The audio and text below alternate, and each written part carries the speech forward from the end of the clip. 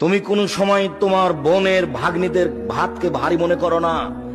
তোমার বউ কিন্তু বলছে বারবার, দেখো তোমার ভাগ্নি আছে, তোমার ভাগনা আছে, তোমার বোন আছে, তোমার বাপের দোস্ত আছে, কত মানুষ আছে, এত রান্না করা যাবে না।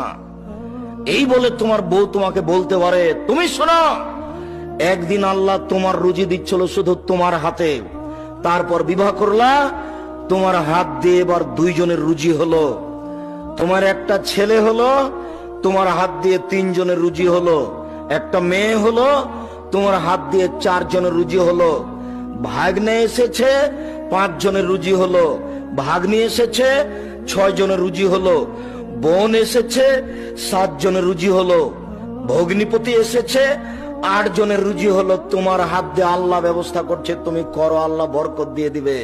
তুমি বলে দিও, আব্বা আমার কাছে খাবেন, আম্মা আমার কাছে খাবেন।